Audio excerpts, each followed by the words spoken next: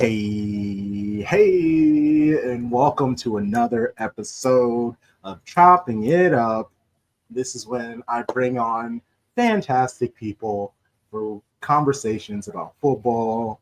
And today we have our good friend, the my good friend. I like saying the royal we because we're a group, but I'm gonna be a little selfish. I'm gonna say he's my friend, but he's a friend of the show. He's a standard member of Shady Gang. Uh, it's been a couple months, so I'm very excited to.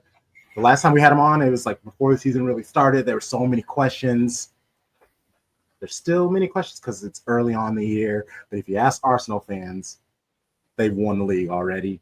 But I'm here to, ask the hard questions. I think I got some interesting ones on here, so I'm going to see how he answers them. That's always my favorite thing is seeing how Jack answers these questions. Shady Gang, give it up for the Daily Mail's own Jack. I can't honestly. Every single time I come on here, I tell myself that I'm not gonna smirk and smile during your I'm gonna be all stoic and English. You can't like, openly laughing during your intro. So sorry about that. And that's what I do. I try to calm, relax our guests before I start asking intrusive questions. That's the name of the game. Yeah. Oh, it'd be better if there was no camera on me and so I could laugh away while you were doing it. And then hey, next time, if you want to, I wouldn't look so ridiculous. Phil, I don't think you look ridiculous. If anything, it adds character. They're just like, oh, look at this Jack. He is a human. He's a fun person. Yeah.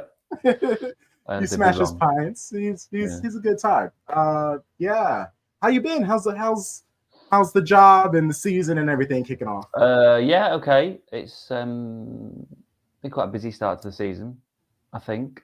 Well, busy, but doesn't feel like much has happened so far. I don't know. It's strange. They've obviously lost 2 games, had that sort of amazing performance at Arsenal and beaten Man United, but it also feels like it's not really got going yet. Mm-hmm. So I think when the Champions League really gets properly up and running, like when we're going out to Villarreal on Monday for the game on Tuesday. So and then you straight sort of into Villa the Sunday after, and then Carabao Cup, and it's Saturday, Tuesday every week, and then it'll be right in the middle of everything. Are you a fan of tapas? How are you with Spanish food? Oh, I love Spanish food. Yeah. Have you been to Spain? I haven't, unfortunately. Oh, it's just like the places to go. I mean, we're staying in Valencia next week, nice. Which is about 40 minutes south of Villarreal, and it's beautiful. It's like one of my favorite places in Spain to go. So I'm really looking forward to that. It's just a shame that there's no like Malaga aren't very good, because like the little away trip to Malaga would be nice, but that would be. We'll have to make do with Valencia and Madrid, so that's fine. Feel free to send me some pics of your food if you decide to get anything nice and tasty, because I do love living vicariously. I love food. I am a big from scratch cooker at home. Like I will gladly make a red sauce, make my pasta from scratch. I would just do all that stuff, because pasta from scratch as well. Yeah. Oh, I'm not that good. I use it to turn my brain off, because I'm just constantly doing things. So it's just all right, I have 4 hours to kill. What am I gonna do? Let's do way too much for this food for just myself. What sort of pasta would you go for if you were doing it from scratch? I'm a simple dude. Sometimes I just do lasagna. Honestly, okay. I made lasagna and cannolis. So I did that the other day. I bought the actual rollers to make the cannolis and stuff like that. That was fun. It was a lot. It was very overwhelming. I don't eat them too much, so I'm making it for myself. I'm like, is this even good? I like it. It tastes good, but I don't have an Italian friend to be like, here, eat this. Is this standard for what you would taste? And if it's bad, don't tell me it's bad. Right. Actually, no, tell me so I can either figure out how to make it not shit or make it better the next time. Yeah. Oh, man. Oh, okay. Well, let's talk about the squad, the players. We've seen a lot of growth from a lot of individuals, honestly. And I don't know if it's. I'm sure it's a mixture of things. There's an off season, so they have time to practice, rest their bodies. The best players grow their game, but also part of me is like you get some of these olds out of the way. It gives the younger players the confidence to embrace who they are and what they're doing. Colo and Linders, they're getting so much of the credit, which actually, well, I don't even know why I didn't ask you about that. So actually, let's ask you about that. Like the whole Colo Linders effect, they've getting a lot of credit. They're getting a lot of love. Uh, how much of a difference do you think they have made this season compared to maybe some of his other assistant staff from the previous years?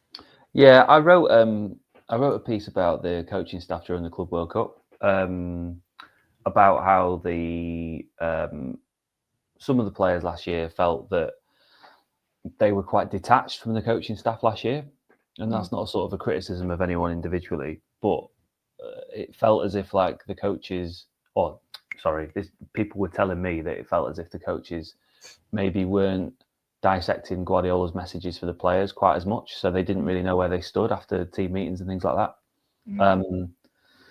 And it felt like, yeah, some of the backroom staff were just sort of standing back and letting things happen. I don't know whether that was because of the bad results and people didn't want to like sort of go over the top, because obviously it's something completely new to a lot of them. Like a lot of those players and coaches had not lost to sort of that degree last year, so maybe they didn't know how to react.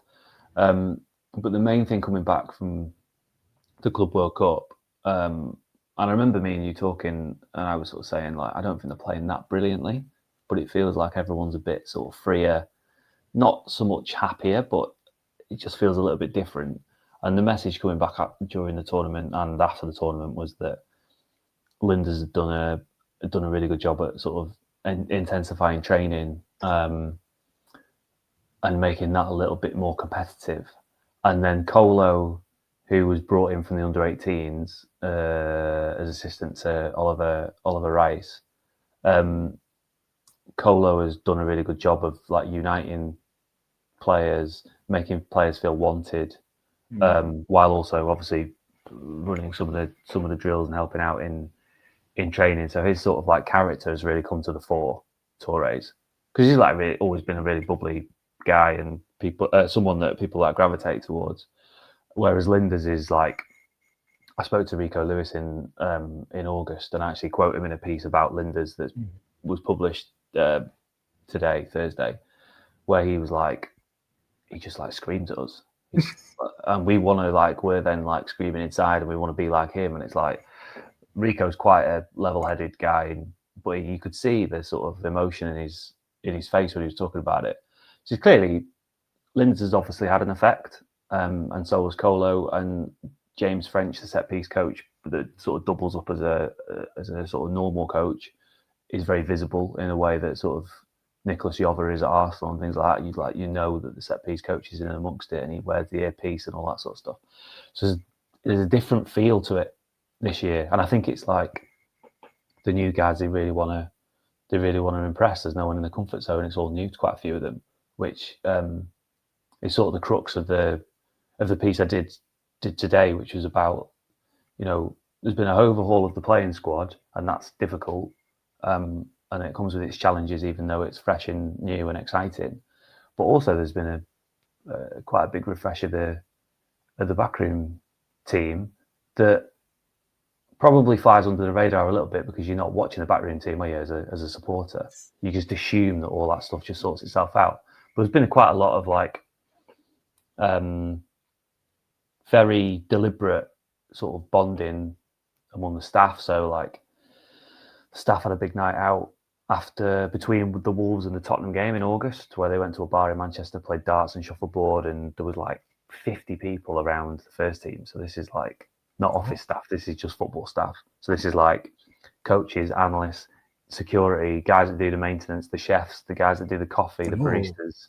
Everyone was there because Guardiola wants to have that sort of that unity, and he makes people feel exceptionally important and like, all right, you have one little job to do in this like massive machine, but you do it to the best of your ability, and it means something. So he's had that, and he's been out with Linda's, just the two of them, because they've got to really be in tune. So they went to Neil Warnock invited them to go and watch a show that he was doing at the Opera House in Manchester. So they went to go and watch Neil Warnock together, which I thought was quite funny. So yeah, there's been quite a lot going on sort of behind the scenes. This whole Neil Warnock pet weird, really weird. Yeah, like it's really blossomed. At some point, maybe in the near future, I will probably write a little bit more about it and branch it out to sort of Allardyce and Pulis and things like that. But nice. He just has, and it is genuine as well, because I've spoken to sort of people around it, and it, including some of the names mentioned,